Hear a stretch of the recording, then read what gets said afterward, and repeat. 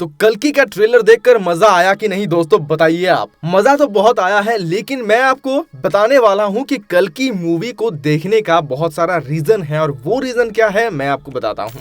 देखिए, फिल्म तो काफी ज्यादा रिलीज होता है हमारे पूरे इंडिया में, और इसी के साथ भी काफी स्टोरी भी धमाकेदार रहता है। पर इस मूवी में सच में एक यूनिक चीज ये है कि माइथोलॉजी और साइफाई यानी कि साइंस फिक्शन मूवी, इन दोनों को जिस तरीके से मिलाया गया है और जो हमारे पास प्रोजेक्ट आया है निकल के, वो बहुत धमाकेदार है। इसलिए मैं बताने वाला हूँ कुछ ऐसे पॉइंट्स जिसकी वजह से आपको लगेगा कि इस मूवी को जरूर देखना चाहिए। ट्रेलर जिसने देख लिया है उसे समझ में आएगा अच्छी तरीके से। देखिए, मूवी प्रभास का है ये सबसे पहले हमें पता था, लेकिन अब धीरे धीरे लग रहा है मूवी प्रभास के हाथ से अमिताभ बच्चन सर के पास जाने वाला है, क्योंकि हमारे अश्वत्थामा जी को जिस तरीके से यहाँ पर इंपॉर्टेंस दिया गया है, उनके रोल को जिस तरीके से यहाँ पर अहम रोल बनाया गया है, वो बहुत कमाल का है। अमिताभ बच्चन जी 81 साल के हो चुके हैं और इस उम्र में आकर भी वो इस तरीके का एक्शन करते हैं, वो सच में काबिले तारीफ है। तो अमिताभ बच्चन के जितने भी फैंस हैं ना दोस्तों, वो काफी ज्यादा शॉक्ड हैं कि वो आज भी जो केबीसी के मंच पर चुपचाप से बैठे रहते हैं,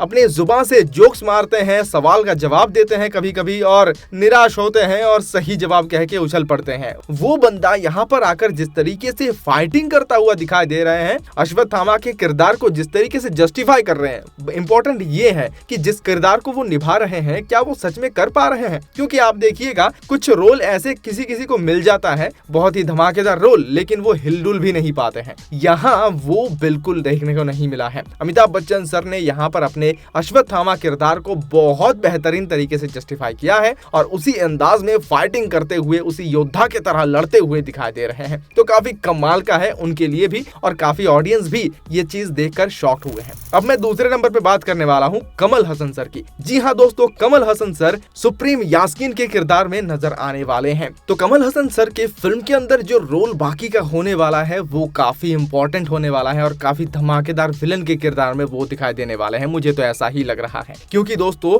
उनके सिर्फ लुक को दिया गया है और यहाँ पर ज्यादा कुछ नहीं दिखाया गया, बस थोड़ा सा डायलॉग भी है जो कह रहे हैं कि थोड़ा रुको, एक नया युग आने वाला है। तो ये जो थोड़ा सा रोल है इतना ज्यादा इम्पैक्ट पैदा करता है इस रोल में। आपको समझ में आएगा कि समुद्र में जो बर्फ का पहाड़ होता है, ऊपर थोड़ा सा हिस्सा होता है, बाकी नीचे पूरा भरा रहता है, वही चीज यहाँ पर कमल हसन सर के लिए है। तो ये भी एक पॉइंट है। नेक्स्ट दोस्तों, इंपॉर्टेंट कैरेक्टर की मैं अगर बात कर ही रहा हूँ तो तीसरे नंबर पे आ जाता है दीपिका पादुकोण। जी हाँ, प्रभास से पहले भी ये आता है, क्योंकि उनका किरदार है ही कुछ। जवान में जिस तरीके से हमने देखा था कि उन्हें बस थोड़ा सा स्क्रीन स्पेस मिला था और बच्चा पैदा किया, शाहरुख खान का जन्म हुआ और वो मर गए, उसी तरीके से यहाँ पर भी कुछ ऐसा सीन रखा गया है। आपको पता ही होगा कि कृष्ण जन्म गाथा की अगर आपको पता है तो कंस जो उनके मामा थे, उन्हें आकाशवाणी मिला था कि तुम्हारा जो संहार करने के लिए आ रहे हैं वो तुम्हारे ही बहन के कोख से पैदा होगा। और यही चीज हमें यहाँ पर भी देखने को मिला है, क्योंकि इन लोगों को पता चल जाता है कि इस अंधेरे की दुनिया में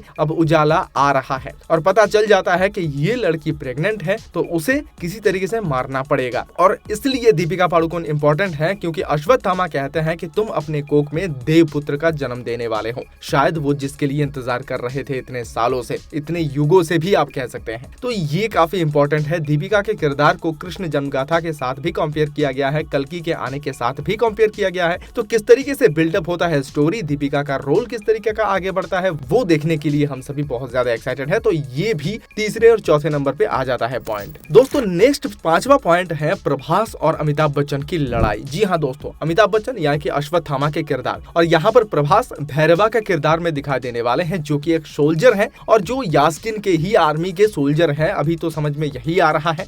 और यास्कीन का जो शाश्वत चट्टोपाध्याय है वो इस काम को दे रहे हैं प्रभास को, जो कि भैरवा है, क्योंकि वो कभी भी युद्ध हारा ही नहीं है और उसे ये टास्क दिया जाता है कि तुम दीपिका पादुकोण को हमारे पास लेकर आओ और उस बच्चे को जन्म होने से रोक दो। तो यही चीज हमें देखने को मिला है जब एक बार दीपिका के सामने प्रभास आ जाता है हाय कहते हुए या फिर हेलो कहते हुए, और तभी अश्वत्थामा उनके कंधे पकड़ के उसे फेंक देता है दूर। ये सीन हमें देखने को मिला है। अब प्रभास और अश्वत्थामा का जो लड़ाई है वो थोड़ा सा स्टार्टिंग में हमें देखने को मिलेगा, लेकिन प्रभास को जैसे ही समझ में आएगा कि ये देवपुत्र है और इसका रीजन ये है, या फिर समझ में आएगा कि यास्किन यहाँ पर सही काम नहीं कर रहा है, तब मुझे लगता है भैरवा अपने रूल पे आ जाएगा और अपने सही डिसीजन लेने में वो कामयाब रहेगा। और मुझे ये भी लग रहा था कि जो आज कल्कि को मारने के लिए सामने आया है वो बाद में कल्कि को बचाने के लिए या फिर उनका हथियार बन के सामने रहेगा। अब सुप्रीम यास्किन के बारे में ज्यादा क्या कहूं, क्योंकि यहाँ पर ज्यादा रिवील नहीं किया गया है। यहाँ पर एक स्पेसशिप दिखाया गया है जो काशी शहर में आया हुआ है और वहां पर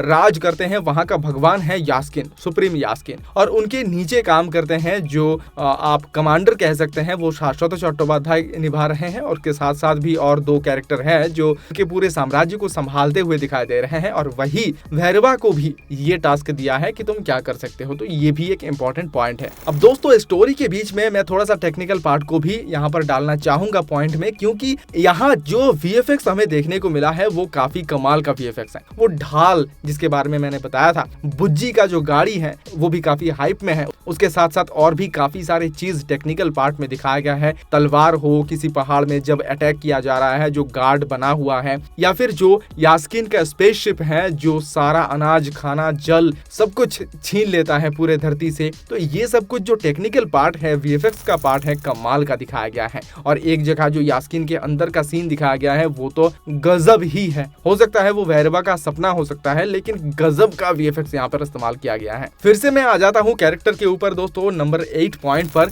जहाँ पर हमें बात करना ही पड़ेगा कास्ट को लेकर। इस मूवी में दोस्तों ऐसे ऐसे कॉम्बिनेशन देखने को मिल रहा है, सच में इसके बारे में हमने सोचा नहीं था, या फिर हमारे बहुत प्रीमियम लेवल पर हम सोच रहे थे तब जाकर मिलेगा, और ये अभी हमें देखने को मिल रहा है। क्योंकि दोस्तों सबसे पहले मैं बात करने वाला हूँ यहाँ पर अमिताभ बच्चन जी के बारे में। अमिताभ बच्चन जी है, साथ में कमल हसन सर, तो ये दोनों अपने अपने इंडस्ट्री के बॉस हैं और वो दोनों एक साथ एक मूवी में नजर आने वाले हैं। हो सकता है एक दूसरे के दुश्मन भी हो, जिस तरीके से नजर आ रहा है। वही अगर बात करें हमारे यंग स्टार प्रभास की, तो प्रभास का किरदार भी यहाँ पर काफी इंपॉर्टेंट है और वो भी इंपॉर्टेंट कास्ट में है, यानी कि मेन कास्ट में ही आप कह सकते हैं। साथ में दीपिका पादुकोण जो कि एक माँ के किरदार में नजर आ रही है। साथ में दिशा पटानी भी है जो भैरवा का गर्लफ्रेंड के किरदार में दिखाई दे सकती है, या फिर कुछ और भी हो सकता है। ब्रह्मानंदा जी भी है जो कॉमेडी किरदार में नजर आएंगे लगता है, लेकिन उनका लुक थोड़ा सा नॉर्मल दिखाया गया है।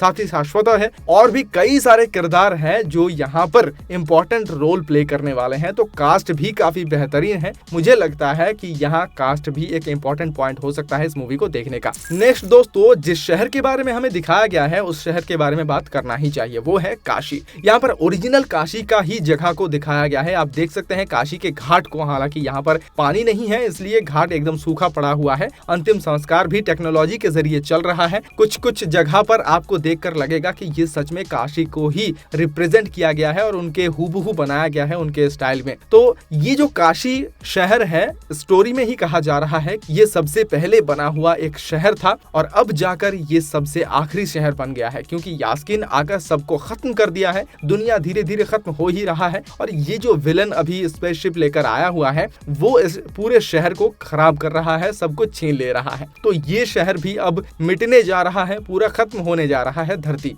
तो ये भी इंपॉर्टेंट पॉइंट है। इस स्टोरी को भी आप देख सकते हैं काशी जगह को किस तरीके से रिप्रेजेंट किया गया है 2898 AD में। अब अगर दोस्तों 10 नंबर पॉइंट की मैं बात करूं तो यहाँ पर अमीरी गरीबी को भी बहुत ज्यादा तरीके से दिखाया गया है। अंधेरा उजाला ये सब कुछ काफी क्लियर तरीके से दिखाया गया है और फिल्म के अंदर आपको देखने को मिलेगा कि जो रियल लाइफ में अभी हो रहा है वो एक्सट्रीम लेवल पर किस तरीके से वहां होता है। मतलब जिस तरीके से राजनेता की ही बात कर लीजिए जो बहुत ठग होते हैं, भंड होते हैं, वो सभी जिस तरीके से हमारे देश को लूट रहे हैं, ठीक उसी तरीके से यास्किन आकर हम सबके ऊपर राज करेगा और सब कुछ छीन लेगा हमसे और उनका जो मन होगा वो करेगा। और यही चीज हमें इस फिल्म में भी दिखाया जा रहा है जो कि एक्सट्रीम लेवल पर दिखाया जाएगा। अब दोस्तों ये 10 पॉइंट हमारे फिल्म में बहुत ज्यादा इंपॉर्टेंट रोल प्ले करने वाला है। इस 10 पॉइंट को अगर मिस भी कर दें तो भी ये फिल्म में और भी काफी कुछ देखने को मिलेगा। तो मुझे लगता है इस फिल्म को आपको जरूर देखना चाहिए। बहुत जल्द रिलीज होने वाला है ये मूवी, जरूर जाकर देखिए और ऐसे वीडियोस देखते रहने के लिए हमारे चैनल इंडिया 360 को सब्सक्राइब जरूर करें। मैं हूं जैक, मिलूंगा बहुत जल्द ऐसे ही एक और वीडियो के साथ। तब तक के लिए मुझे विदा दीजिए, धन्यवाद।